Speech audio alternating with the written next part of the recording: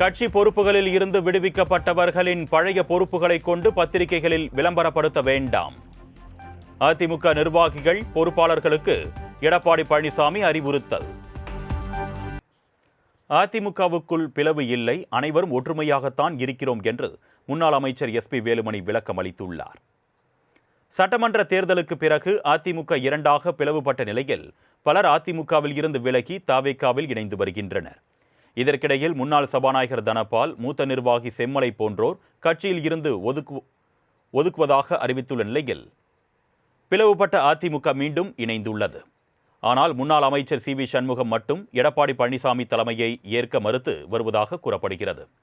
இந்நிலையில் கோவையில் செய்தியாளர்களை சந்தித்த எஸ்பி வேலுமணி, அதிமுக தங்கள் உயிர் மூச்சு, அனைவரும் ஒன்றாக இருப்பதுடன் எடப்பாடி பழனிசாமி தான் கட்சியின் பொதுச் செயலாளர் என்றும் கூறினார். மேலும் கட்சியை பாதுகாப்பது தங்கள் கடமை என்றும், எடப்பாடி பழனிசாமியிடம் வைத்த சில கோரிக்கைகளை ஏற்றுக்கொண்டு உள்ளார் என்றும் கூறினார்.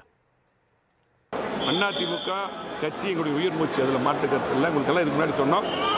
பத்திரிகைகள் பல பேர் எழுதி கொண்டிருந்தார்கள், நாங்கள் பதவிக்காக என்று பல்வேறு, அதாவது தேர்தலுக்கு முன்னாடி கூட இப்படி ஒரு சில குரூப்பெல்லாம் வேலை பார்க்கல. இப்போ தான் எங்களை கொண்டு போய் பதவிக்கு அது இதுன்னு போட்டாங்க. நாங்கள் இப்போ ஆரம்பத்திலிருந்தே சொன்னோம், எங்களுக்கு பொதுச்செயர் அண்ணன் எடப்பாடியார் தான்.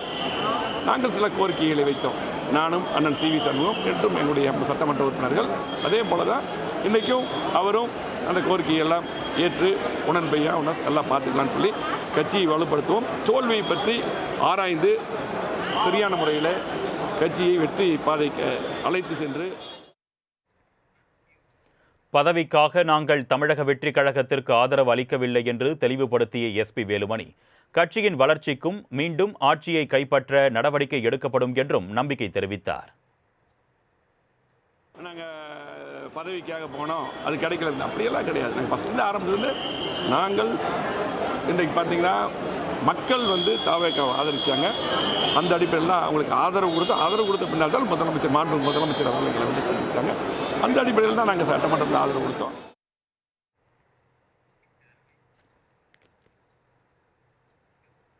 மேலும் அண்ணன் சி.வி. சண்முகத்தின் கருத்தும் தங்கள் கருத்தும் ஒன்றுதான் என்றும், அண்ணன் தம்பி போல ஒற்றுமையாக இருப்பதால் கட்சிக்குள் எந்த குழப்பமும் இல்லை என்றும், ஒரு சிலர் தேவையில்லாமல் தவறான தகவல்களை பரப்பி வருவதாக குற்றம் சாட்டியதுடன் அதற்கு முக்கியத்துவம் கொடுக்க வேண்டாம் என்றும் கேட்டுக்கொண்டார். இதனையடுத்து விஜயபாஸ்கர் ஆலோசனை குறித்து செய்தியாளர்கள் கேள்வி எழுப்பிய போது அதற்கு பதில் சொல்ல முடியாது என்று மழுப்பியதுடன் அனைவரும் ஒற்றுமையாக இருக்கிறோம் என்றும் விளக்கம் அளித்தார். அதே போல் அண்ணன் சி.வி. சண்முகம் அவர்களும் அப்படி தான். இதுவரை நாங்கள் ஒற்றுமையாக இருக்கோம். அது எப்போவுமே பார்த்தீங்கன்னா எல்லாம் தான் ஒற்றுமையாக தான் இருக்கிறோம். அது மாற்று கருத்தெல்லாம் இல்லை. அதுவும் தப்பு எழுதி அவர் தான் இந்த சபாநாயகருக்கு போகிறது, பொதுச்செயலருக்கு போகிறது, பெட்டிஷன் எல்லாமே அப்படி தான் எல்லாமே இரவு பகலாக கொஞ்சம் ரெடி பண்ணி கொடுத்தாங்க. இன்றைக்கி காலையில் கூட அவர்கிட்ட பேசிட்டு தான் நாங்கள் ஒன்றா தான் வந்தோம். ஒன்றா தான் கிளம்பி ஊருக்கு போகிறோன்னு போட்டு கிளம்பி வந்தோம். அவர் ஊருக்கு போக சொன்னாங்க. ஆகவே நாங்கள் எங்களை பொறுத்தளவுக்கு நாங்கள் அண்ணன் தம்பி போல எல்லாம் ஒற்றுமையாக இருக்கிறோம்.